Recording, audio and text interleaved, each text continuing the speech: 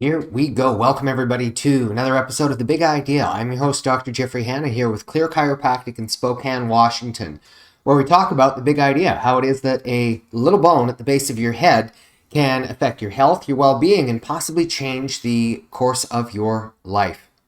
What we've got for you this week here, this one is a little bit different. This is actually a presentation that we did, it was about a month ago, and it was talking about the importance of chiropractic care for kids. And I know that a lot of times there are critics out there that are saying, why would you ever take your child to a chiropractor? Well, I hope it'll be abundantly clear at the end of this presentation here why that is, and also what some of the signs that your child might be having a few neurological or structural issues that you might be able to prevent a whole bunch of problems before they actually have to manifest into adulthood.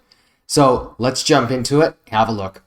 All right, so we start out telling a bit of a story. Firstly, that, any lecture that I give about health in my opinion is a very boring topic. Nobody's really interested in health in and of itself. The same breath, we understand that it's that essential element. Without it, we're not able to enjoy the things that we really want in life. We all want more time, better relationships, more money, more opportunity, more energy, and we know that our health is the gateway to be able to receive that. So that's going to be the perspective that, I'm coming from here with this talk. And I start out sharing a personal story. Again, I've only relatively recently started to share this one publicly. It is that it was approximately 2011, 2012. I was about 30 years old, just under, and things were going really, really well. I had just started my own practice.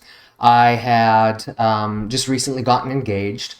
I was doing a whole bunch of exercise. I was doing, a lot of running at a really, really good level. And unfortunately then I start to experience headaches.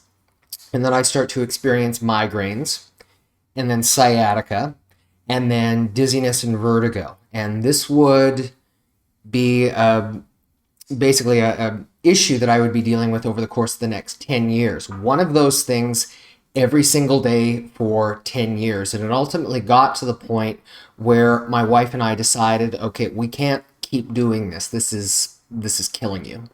And we made the challenging decision, but nevertheless the right decision, to sell our practice and relocate where we'd be able to receive more of the continual type of care. And it's very frustrating, I think you can appreciate, if you are a chiropractor who you see people with these conditions all day, every day, you can help them, and yet you're not able to get that breakthrough yourself because a chiropractor cannot adjust themselves. Nevertheless, come over here to the States, and the first week with care was the first week in 10 years that I did not have either a headache or a migraine. It was most delightful. Now, does that mean that, here we are 9 months on from that things are 100% fixed and cured? And the answer is no. Well, why would that be?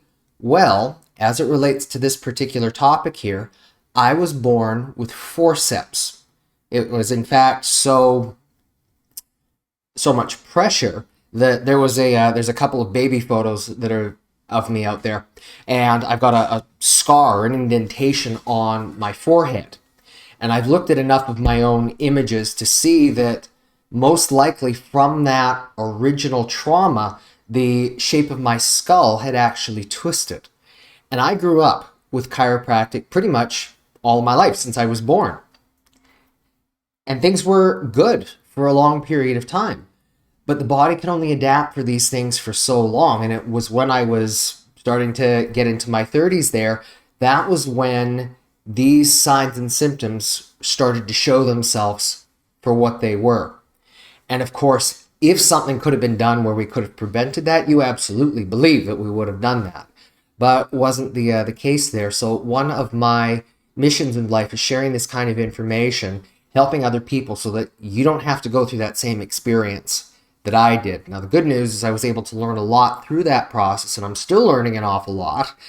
Nevertheless, it's like, okay, it's still quite enough. We're ready to move on and enjoy other things in life. So as it relates to kids then, There's a common expression that I use, and it is, as the twig is bent, so grows the tree. We go through life and we can experience any number of physical injuries. We're learning to crawl. We're learning to walk. We're learning to ride a bike. We're sitting in front of computers. We're learning to drive a car. We're playing sports. Any one of these injuries, even if there's no broken bones, bleeding, or apparent injury, can disrupt things beneath the surface. And that is what the very issue is. If the joints of your spine, particularly in the upper part of your neck, get offset and locked out of position, even by a millimeter or two, what that does is set the stage for compounding interest. Imagine, if you would, that you have unpaid compounding interest on a car payment or on a house payment or on your rent or something like that, and it's allowed to accumulate over 10, 20, or 30 years. Guess what? One day or another, that bill is going to come due. So just because there's not apparent signs of injury from the get-go does not always mean that everything is okay. And this is particularly important even as it relates to birth itself. There was a German medical doctor in the late 1980s. He published an article that unfortunately has really not gotten that much press at all. He looked over the course of his entire medical career, which was about 15,000 cases where he was looking after newborns. And what he estimated that out of, let's say it was out of 100, 10% of the kids, when they were born, just fine. 10% had significant birthing injuries, overt trauma. It was very clear to see. 80% of them, though, 80% had other issues where he could see things, mechanically, that something is wrong with this child's neck. It's not overt trauma, but something is not right. So what we're talking about here, from the birthing process itself, you can have 90% of people where there's a problem that starts from day dot. And that affects our structural development, that can affect our neurological development, and particularly where the neck is involved, it can involve any number of different systems of the body. Now, a person might wonder, well, why is that? Okay, well, how much force do you think is involved with a normal, and I emphasize that word, normal delivery? Whatever your current weight is, I want you to imagine this. I want you to imagine that I grabbed your head like this and I pulled up at your head 10 times what your body weight is. That's what a normal delivery is. A normal newborn is going to be somewhere in the vicinity of around 5 to 8 pounds. But a normal delivery is going to use 50 to 80 pounds worth of force, bringing that child into this world. And do you think then that it's possible that the nature of that force, as we're trying to bring that child into life, can actually disrupt that normal alignment, the normal structure, and in turn then lead to a few neurological issues? The answer is absolutely yes. And these things can oftentimes show up in ways that people don't even realize.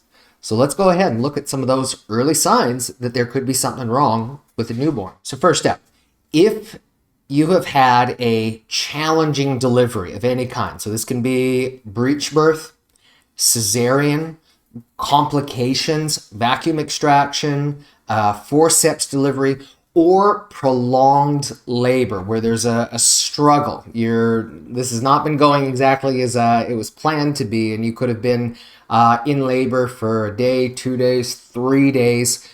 These are all very challenging, not just on mom, but also on the newborn.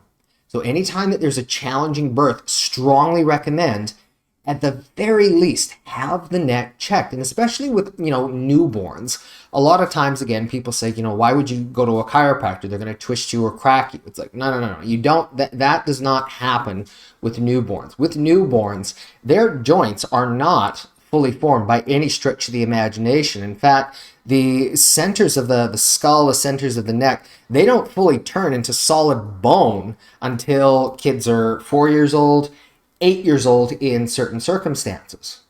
So really all that you need is you need to find, okay, well, where is the area that's, showing tightness restriction? And you can just use like finger width pressure when you're in the exact right spot. And that usually is more than enough to release that issue so that it's not going to be causing that neural tension going forward.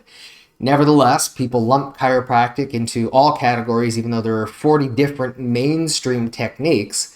The vast majority of them, believe it or not, do not involve twisting cracking. So you don't need to do that for a newborn. What we're advocating is a checkup, an assessment, making sure that everything actually is okay. And if not, you can usually resolve it pretty easily from the very get-go. So the challenging birth, number one.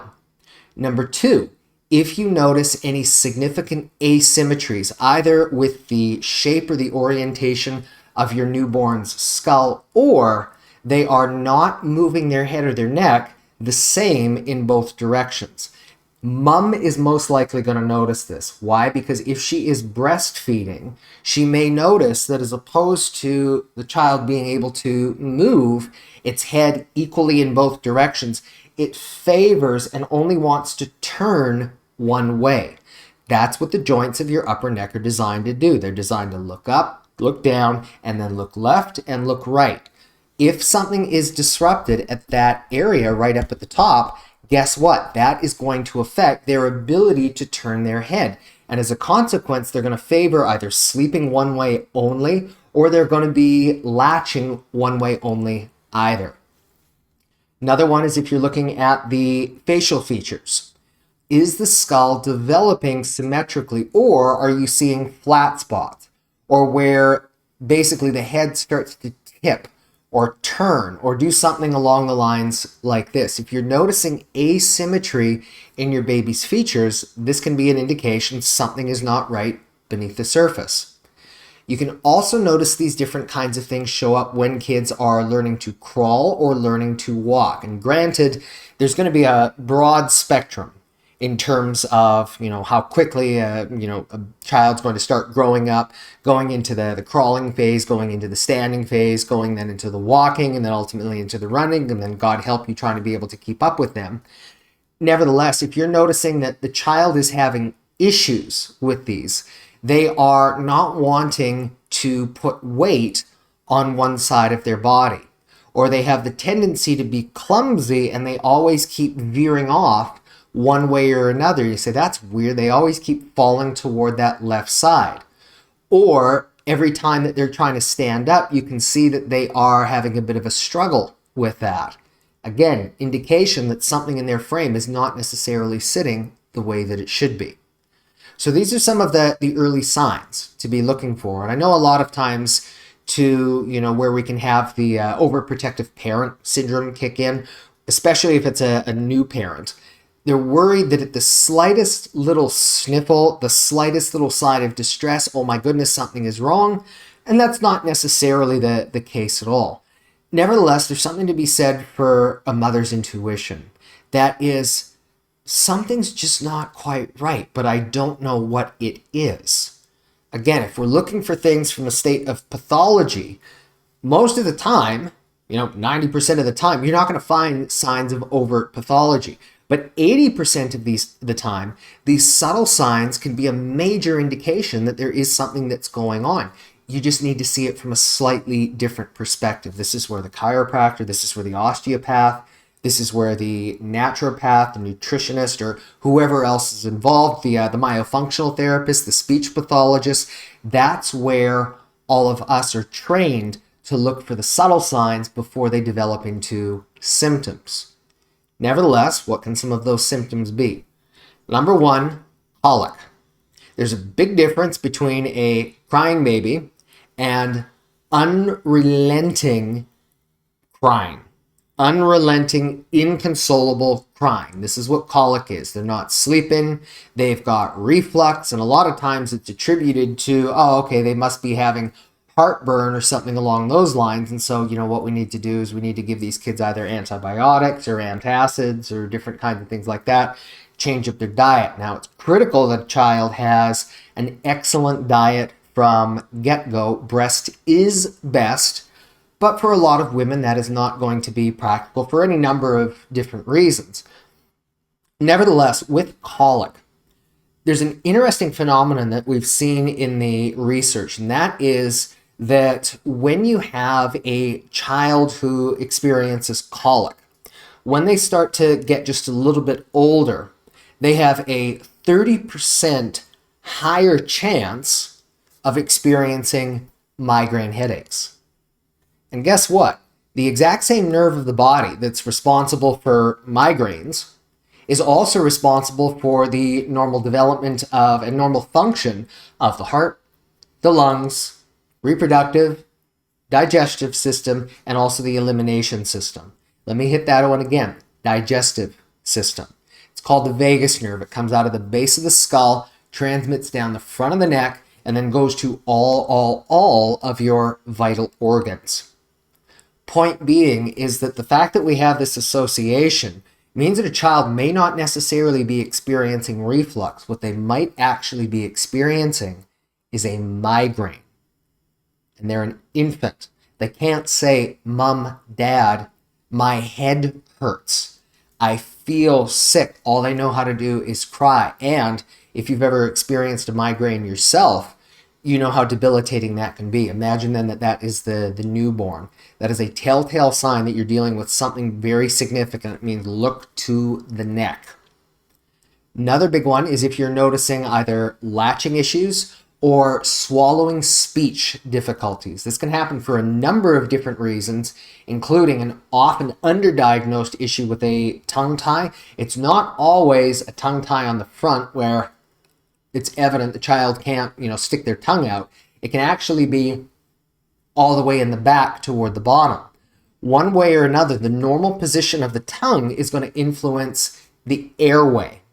And if the airway and also then the esophagus, so the tube where food goes down, if that is being disrupted, you can't talk properly, you can't swallow properly, and as a consequence, you can start to experiencing any number of neurodevelopmental delays. This oftentimes requires work with a myofunctional therapist, but I will add in there as well that guess what? Here we go again. The C1 and the C2 nerves, they are what ultimately control your ability to talk, move your tongue, and also to swallow. If there's a neurological disruption there, guess what? Things will not work near as well as they should. So be on the lookout for that. The third one here that we've mentioned is delayed development across the board.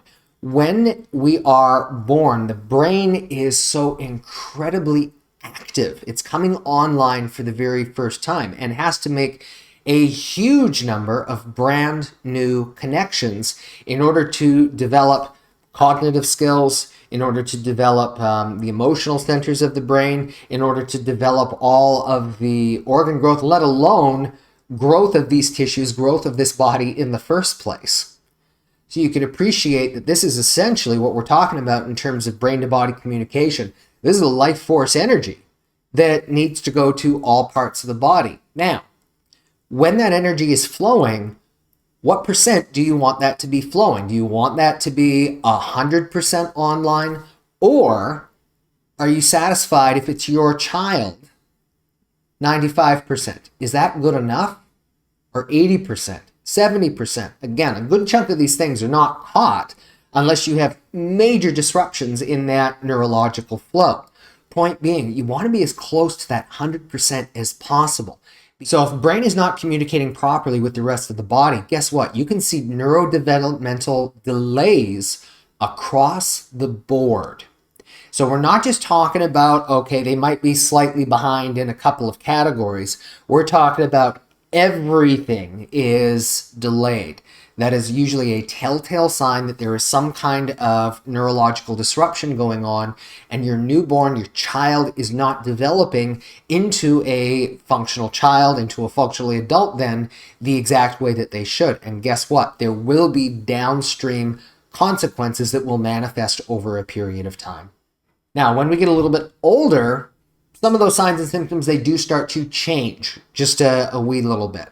So what are some of the things to be looking at? Number one, constant sickness, and I get it, yes, kids, because they need to develop their immune system, are going to be sick way more than adults. But don't worry, they will bring it home. And especially if mom and dad have extra stress, they're not sleeping as well, guess what? Your body's probably going to be run down a little bit as well, and you're probably going to be having constant sickness as well.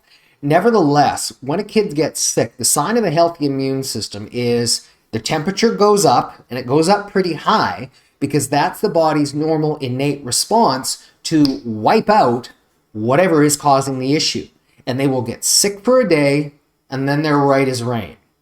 The child who has sickness after sickness after sickness, or the child who they've gotten sick, and you know what? It's been 2, 3, 4 days, and they're really not getting too much better. That is a sign that the immune system itself is not working. And prior to the age about 2, children, the immune system is really not online as well. They depend on their immunity through mom. Again, that's one of the virtues of breastfeeding. Again, not every woman is able to do that. And so, you're not going to try to, shove a square peg into a round hole if that's the case. Nevertheless, it is something okay. Something is not quite right. And this can be sensitivity in a child's diet, but it can also be that their neuroimmunosystem is not functioning the way that it should be. And I will add on to this one here as well. There was another study that was done that had a look, because, when kids have the constant sickness, one of the, common forms of medical treatment is, okay, we just need to give the kids, antibiotics to help things settle down, or antivirals or antihistamines, etc., etc. What they found that when you do that, what happens is you have a 50% higher chance of experiencing allergies and chronic sickness later in life. Why is that? Well, the bulk of your immune system actually is not you. It's formed by the bacteria that are in your digestive tract. And we've all seen the little commercials of the good bacteria and then the bad bacteria, where what we need for things to be in balance, strongly favoring, because that's what the balance is, strongly favoring the good kind and the healthy balance of the good bacteria. If that you're going to be having constant antibiotics, guess what? It's going to wipe out both of them. And there's a probability then that they can start then to feed on itself, where you can start to have abnormal development of too much of the bad kind of bacterias. What do these ones do? These ones particularly feed on sugar, which in turn can lead to systemic yeast infections. And what this does is this starts to produce a leakiness of the digestive tract. And as a consequence, substances can start getting into the bloodstream that normally would have been filtered out. And when things get into the bloodstream that should not be there, namely little protein substances, what that does is that warns the immune system, hey, this is a weird looking thing. This isn't supposed to be there. Okay, well, if we ever see that again, we know that we need to make an appropriate response in order to be able to wipe it out.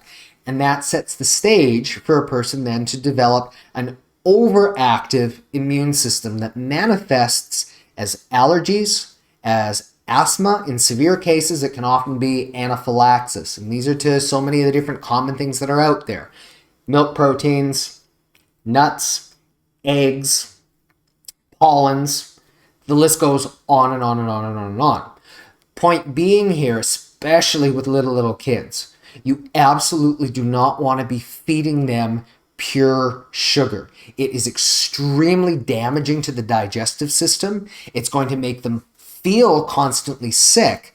And if you want to compound that, all you have to do is give them an antibiotic when they don't actually need it. There's a time and a place for that medicine, but it really should be reserved when you are dealing with very, very nasty issues. It should not be the first line of action. Instead, look to see what is it in this child's diet or in their structure or in their neurology and their function that is not allowing them to be able to make a healthy immune response in the first place. Another thing to look for, crooked posture. Posture has nothing to do with laziness. I get it when you give kids phones, tablets, computers, you stick them in a desk for, 6, 7, 8 hours a day, and they're slumping forward like this. Yeah, you're going to be having posture issues. But when we're talking about head tilts, head turns, one shoulder being elevated more than the other, or sticking the head too far forward like this, almost like they're stooping as if they're 80 years old and yet they're 8 years old or less. No. This is not a sign of laziness. Remember what we said in the beginning. As the twig is bent, so grows the tree. If there has been a structural shift when the bones were still plastic, guess what? The body is going to try to find ways to compensate, and you can start to see changes in a child's posture, curves. It can even develop toward a scoliosis if it's pronounced enough. Why? Because this is the body's innate response to try to balance the system out. Your body's designed to win, and if it's not able to function at that 100%, it's going to try to find ways to adapt to that, even if it means, sorry body, we need you to take one for the team and start doing this. And the kicker, of course, is that the muscles, the ligaments, and those nerves can only compensate for so long before then you start to experience issues. On an average, it can take a person about 10 to 15 years from the initial injury to where they actually start to experience these things. That's how long it takes for that compound interest to get to the point where body says, sorry, we can't do this anymore, and we start experiencing other kinds of issues. Sleeping problems, this is also a big one. Again, diet plays a huge factor with this. But if you have a child who's experiencing constant nightmares, insomnia, the normal ability of the brain to shut down at night, it's regulated by a cluster of cells in the base of the brainstem. It's known as the reticular formation. And if you've got an issue with the upper part of the neck, that filter may not be able to function properly. As a result, you've got too many signals that are still going on in the child's mind. As a result, the mind is not able to quiet down, and you're going to be seeing sleeping issues. We also want to make the point here, you do not want to have your kids sleeping face down on their stomach with the head turned sideways like that. Yes, when you are a newborn, it's important, or an infant, it's important to have tummy time, where you're not just sleeping on the back or with the head turned one way, because again, that can cause the skull to flatten out in certain directions or degrees. But you do not want to be sleeping in that position for 6, 7, 8, 9, 10 hours a night. That is going to put a huge amount of twist into the neck, into the spinal cord. And if that habit develops to the point where a person, into teenagerhood, into adulthood, continues to sleep on their stomach, that is going to cause a world of problems down the track. Next one to look at then, toe walking. This is a sign of neural dural tension. Your brain, your spinal cord, it's a balloon with a piece of string attached to it at the bottom. And that string, it's anchored at the very top of the neck and down at the sacrum, so down at the tailbone. When you've got a problem with the alignment either up at the top or at the bottom, what it can do is it can create tension on that string. And one of the ways, again, the body and its intelligence is able to adapt for this, is that a child will then, as opposed to walking normally, is going to start to walk up on their toes, because that, at least for that moment in time, reduces the amount of tension that's on that string.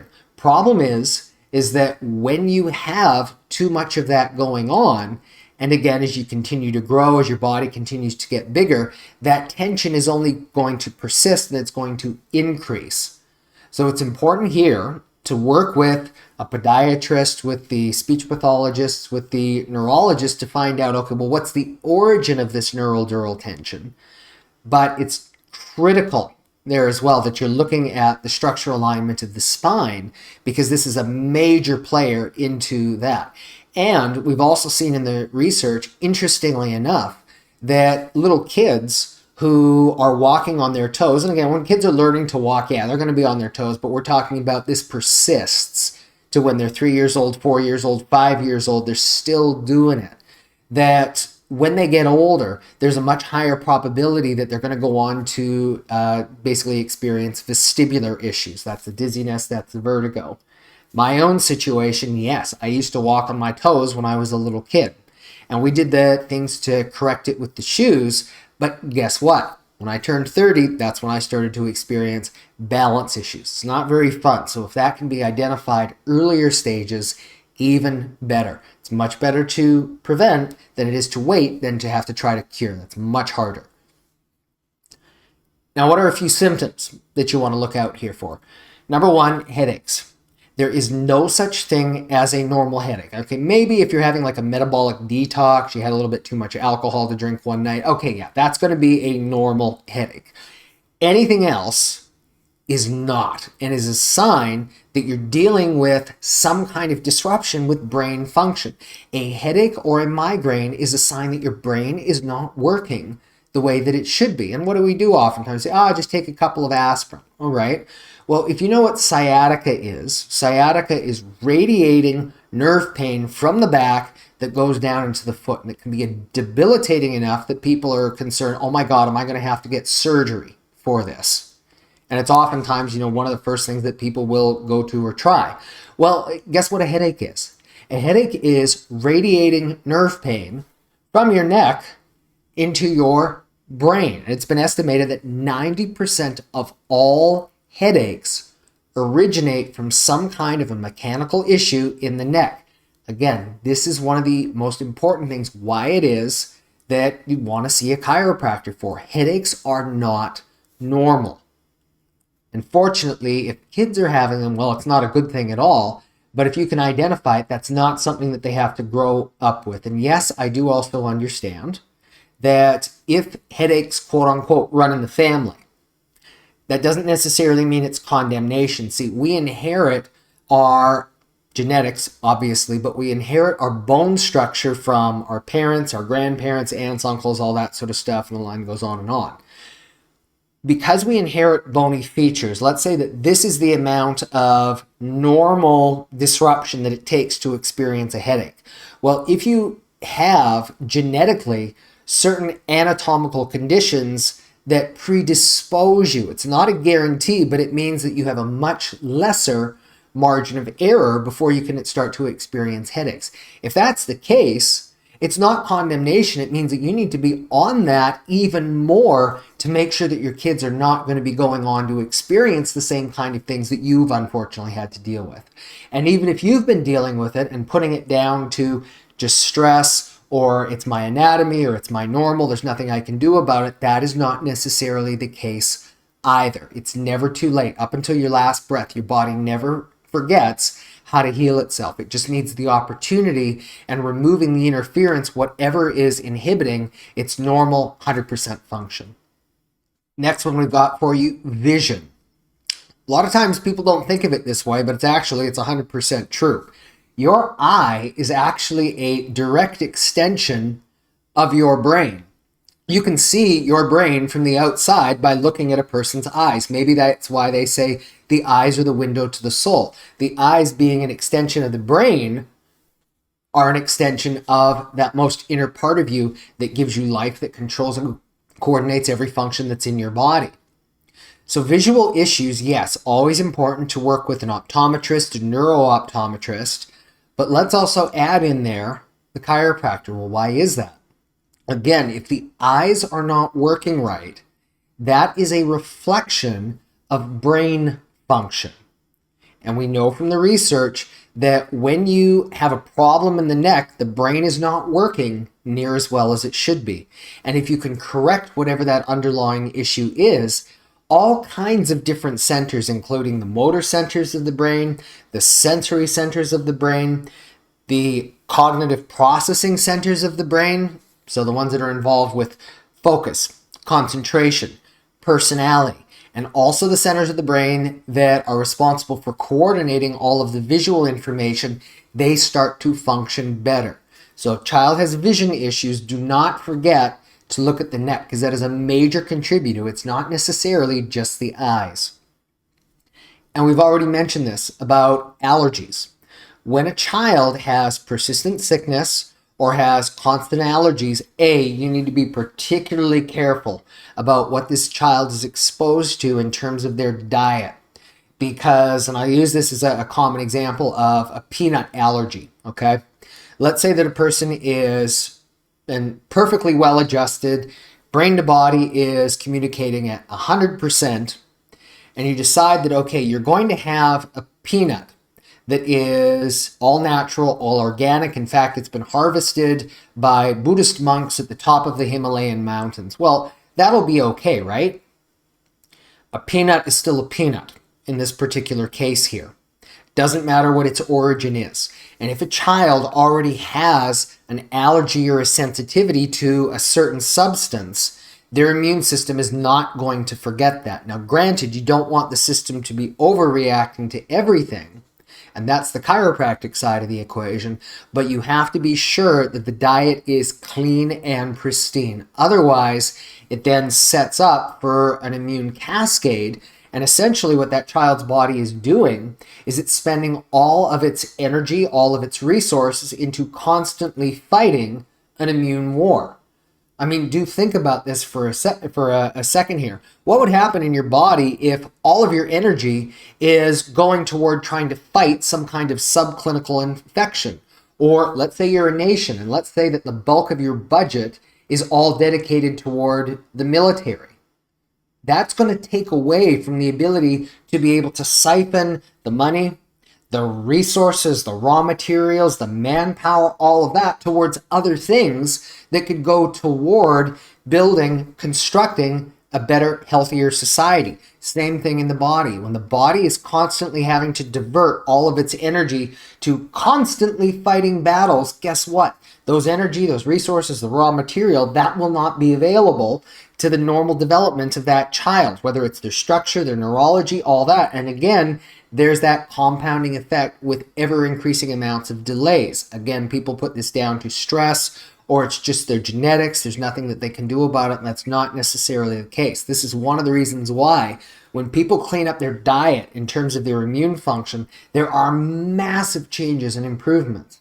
But then if you couple that with making sure that their neuroimmunosystem is functioning at the highest possible level, that's where people can oftentimes say to themselves, oh my God, I didn't realize that this is what it's supposed to feel like. This is what normal feeling actually is. I ain't never going back to that. And these then become the champions in all of the different spheres of healthcare, talking about this was my experience, this is what I changed, and suddenly my life is completely different. You've got that opportunity when you're dealing with little kids to be able to prevent so much of the pain, the sickness, and the suffering that maybe you've had to go through, just by making sure then that you're looking and having the right healthcare professionals on your team to help guide you, because there is not just one thing when it comes to any of this. This is not just diet. This is not just chiropractic. You need a team of healthcare professionals working for you if you actually want to be able to live at the highest possible level, not just for yourself, but then also for your family and for your kids. And I want to hit this point here as well, because this is important. Pain is usually not the first symptom that a person's going to experience, whether they are a grown adult or whether they're a little kid. Pain is usually not the first symptom that people experience when there is actually a problem. The first thing that people oftentimes notice is just that intuitive sense, something's not right. I'm not quite as energetic. I'm not quite as bouncy. I'm just not feeling well, but I don't know why. If we dismiss that, then it's going to start to show up in our daily function. We're still able to do all of the different things that we were doing before, but we don't bounce back quite as quick. We don't have quite as much energy, and it's a little bit harder to do the things that we want to. And this is why when people oftentimes get into their 20s or their 30s, you're getting older. Yeah, you are getting older, but this is actually the sign. Your body's been trying to adapt for whatever that underlying issue actually is, and it's starting to get tired. It has nothing to do with your chronological age. It has everything to do with your biological age. It's that your body's been having to spend all of that extra time, extra resources to make sure that everything's going so that you don't experience pain and symptoms. Now, if you still ignore it after that, then what it's going to do is it's going to show up in your body functions. Again, you may not necessarily be having pain, but those most sensitive systems, your eyes, your breathing, your digestion, your ability to move and do the different kinds of things, balance and all that, that's when that stuff is going to start to show up. Or again, your immune system is depressed. It's not functioning. It's like, wow, I can't kick this cold. What's going on here? your body functions have been reduced.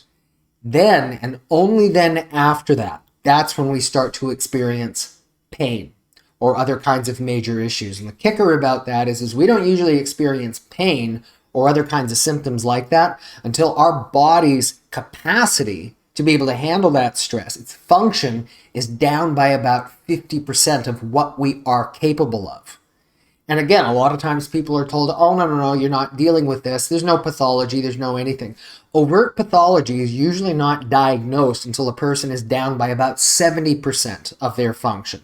There's two ways to illustrate that. Number one, in order to get a diagnosis of osteoporosis, decreased bone density, that doesn't show up on an x-ray or a scan or anything until the bone has lost about 70% of its overall mass. And if we talk about arteriosclerosis, heart disease, oftentimes people don't experience chest pain or any major heart issues until those arteries are blocked by around 90%. Again, just because we don't have pain or symptoms does not mean that everything is necessarily okay. And it's very important, very, very important then to realize all symptoms in the body are effects. They are not the cause. I have a big list of symptoms right here. The ones highlighted in yellow, these are the ones that are going to be most commonly showing up in children. And as you will see, they don't really have too much to do with physical pain by and large. These are showing up in weird, exotic, different kinds of ways that speak to the body is not functioning. It's not working the way that it should be. The question then is why? Because if the sole focus is on treating the symptom without addressing what the true underlying cause is, guess what? You might be able to put a patch over that problem for a short period of time, but in the long term, that issue will then have the opportunity to evolve and manifest into something else. When people, again, especially as we get older, but this starts in kids. We've got to look for the early warning signs here. When a person experiences a dozen, 24 different symptoms, different things going wrong in their body, odds are there's not a dozen or 24 different things going on. Odds are that there's a common denominator here. There's 1, 2, maybe 3 things that so happen to be showing up dozens of different ways. And that's why it's important to understand, okay, yes, when you've got a diagnosis, okay, that's what we're dealing with here. And if you need medication or certain kinds of treatment to help with those symptoms at that time, okay, wonderful. You do and you take what you've got to take. But never ignore the question, why is this happening in the first place? Because if we do, we're putting a patch over it, we're putting our fingers in our ears and saying la la la la la, hoping for the very best. Hope in and of itself is not a healthcare strategy. You have to have hope to be able to get through, but you've got to be able to do the work to find out what the underlying issue is. And the reality is, when it comes to all of the different conditions, all of the different ailments and causes of suffering that human beings can experience, no one of us has all of the answers. I certainly don't. I would very much love to meet the person who does. We know a lot more than we used to, but there's still a whole bunch that we do not know. Therefore, we need to appreciate that we're all doing our best and that the different areas of healthcare, you might have one thing that, as opposed to, well, I'll backtrack a bit there. As opposed to saying that, you're looking for that one thing that's going to magically fix everything. No. You're looking for this thing here. Well, that's going to help 10%. And then you're going to look for this part, and that's going to help 10%.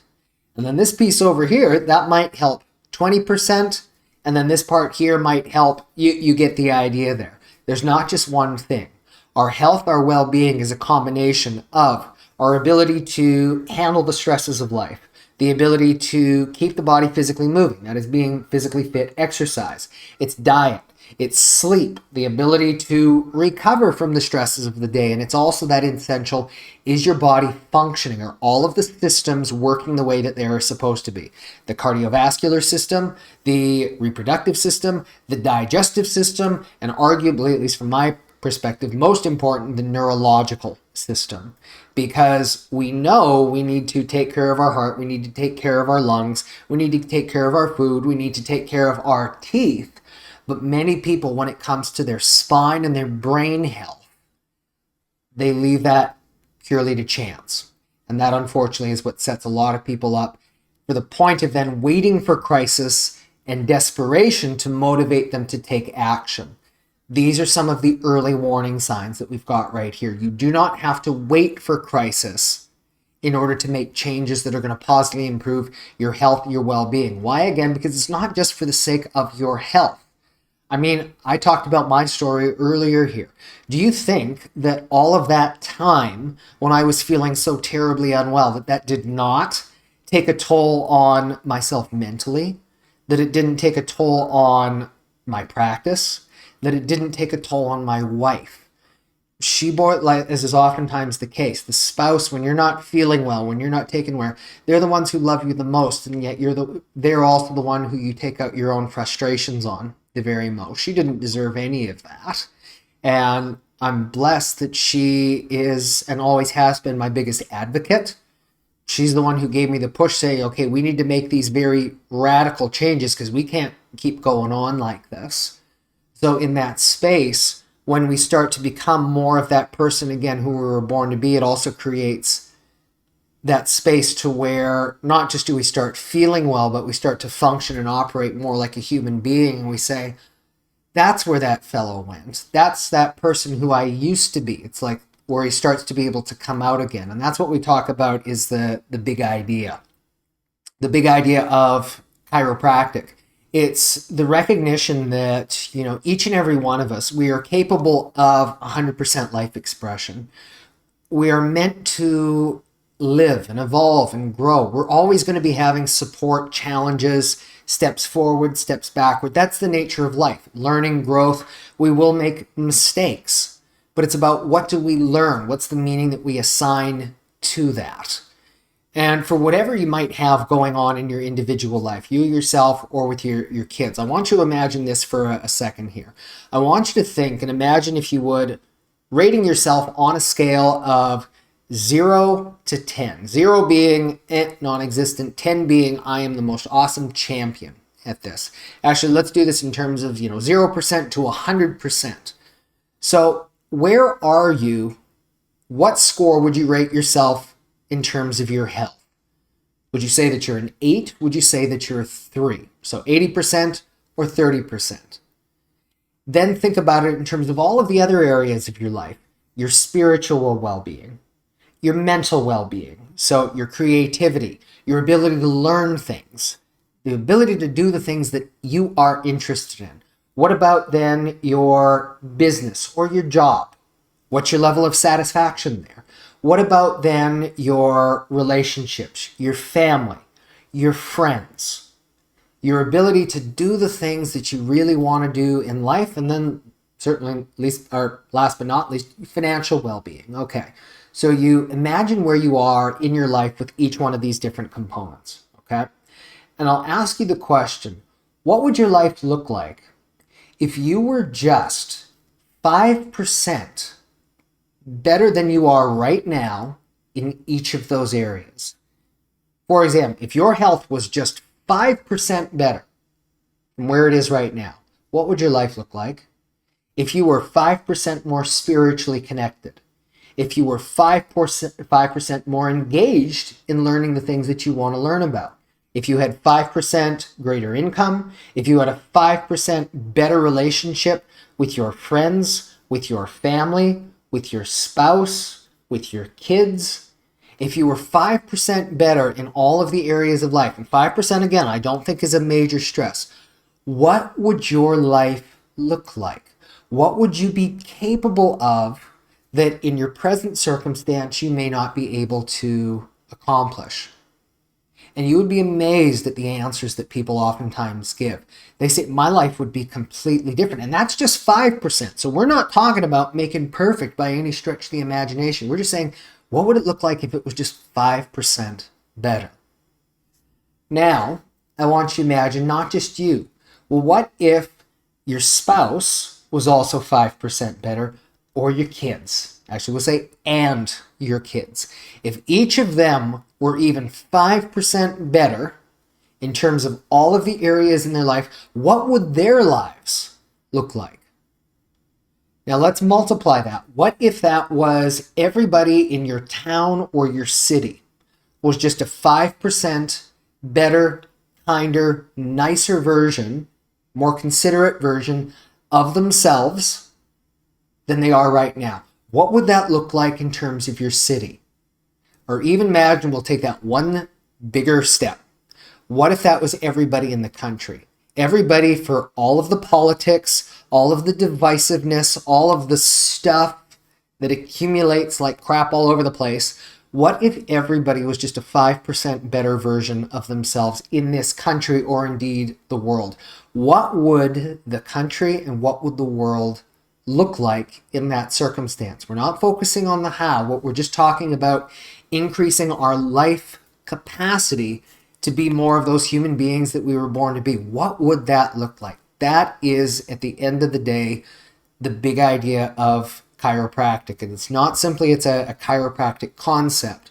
Chiropractic is simply one of the tools that can be used to help guide people toward that. As far as I'm concerned, there's two parts to my degree. There's the chiropractic part, that's what I do in helping with a person's body function. Make sure their body is working the way that it was designed to. But then there's also the doctor side of the equation. Doctor does not mean healer. Doctor means teacher. So that's the advisor. It's the ability to share some of the experiences and maybe some of the wisdom that I've picked up despite my hard-headedness over the course of time, to be able to help people out when they need just that little bit of, extra guidance. And of course, it goes well beyond, my area of practice and my scope of practice to be able to do full consultation. I'm not a psychologist, I'm not a psychiatrist, I'm not a counselor, but nevertheless, through empathy, we're able to help and to guide people to become that best version of themselves. Because when we do that, even through one person, it's a greater possibility to be able to improve the health, well-being, function, life expression itself, so that we are ultimately able to enjoy a better world, the world that we were really all born into being, or at least that we have the potential to create if we so desire it and take the conscious action to be able to do that. That's what the big idea is all about. So it goes well beyond just a little adjustment of the neck, but it is recognizing that in its simplicity is one of the places that we can start.